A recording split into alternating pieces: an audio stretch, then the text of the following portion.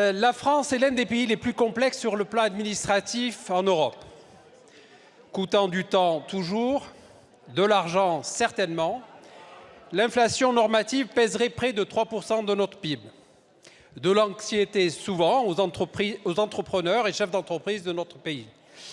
Nous avons essayé d'y répondre depuis 7 ans avec la loi ESSOC pour un État au service d'une société de confiance en 2018, la loi PAC pour la croissance et le développement de nos entreprises en 2019 ou la loi ASAP, accélération et simplification de l'action publique en 2020.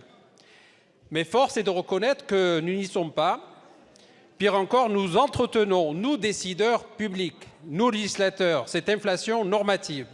Dit crûment, un amendement, c'est un CERFA de plus. Monsieur le Premier ministre, votre gouvernement a fait de la lutte contre la norme superflue une priorité, symbolisée par le projet de loi simplification que nous discuterons prochainement. Les députés démocrates saluent ce texte et y contribueront pleinement. Monsieur le Premier ministre, l'une des clés de la simplification est l'implication de l'ensemble des parties prenantes à l'ensemble des étapes de création de la norme. Que pensez-vous de la création des référents PME à même de prendre en compte ce sujet dans chaque administration? Aussi, nos normes sont désormais, et c'est heureux, pour le développement de nos entreprises à l'échelle européenne, de plus en plus marquées par les règles travaillées au niveau européen. Nous proposons à ce titre de réduire de 25% la charge administrative en Europe. Pour chaque norme européenne adoptée, une norme européenne devra être supprimée.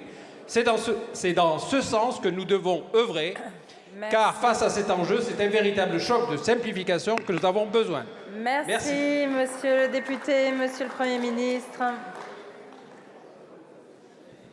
Merci Madame la Présidente, Mesdames et Messieurs les députés, Monsieur le député Mohamed Lakila. J'ai une conviction que j'ai partagée ici même dès ma déclaration de politique générale. Notre pays croule encore trop sous les normes. Elles sont trop nombreuses, elles sont trop complexes.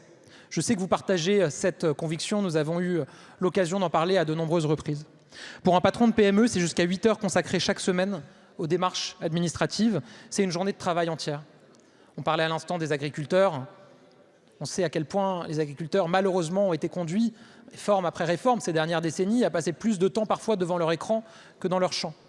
L'excès de normes, il bride l'entrepreneuriat, il bride l'innovation, il brime les Français. Alors j'ai donné un mot d'ordre, simplifier. Simplifier partout où c'est possible la vie des Français, la vie des entreprises.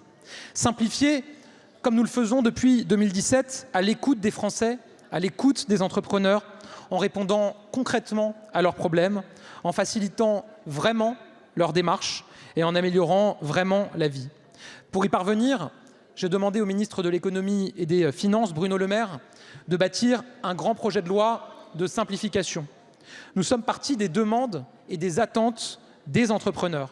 Il y a une vaste consultation qui a été lancée et nos solutions, je le dis, celles que nous proposons dans ce texte, elles viennent d'abord du terrain et des entrepreneurs. Ce sont leurs suggestions, leurs idées, leurs simplifications qui se traduisent dans ce texte. Alors nous allons partir dans une grande chasse aux CERFA. Ces formulaires, on le sait, c'est depuis longtemps une passion administrative française. Il en existe plus de 1800. C'est beaucoup trop. C'est beaucoup trop.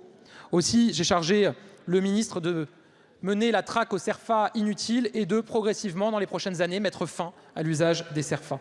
Nous allons créer un test PME pour évaluer systématiquement l'impact de toute nouvelle norme sur les entreprises et pour écarter celles qui seraient trop lourdes et inutiles. C'était une demande forte de la CPME et c'est l'assurance que les PME seront désormais associées dès l'origine systématiquement à la conception des normes qui les concernent.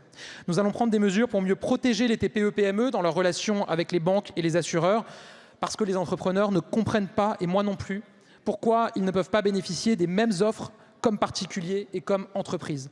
Nous allons relever les seuils au-dessus desquels des contrôles de concentration se déclenchent. C'est une mesure attendue, nécessaire, utile pour permettre aux PME de grandir sans se heurter immédiatement à un mur de contrôle supplémentaire. Monsieur le député, ce ne sont que quelques mesures de ce projet de loi.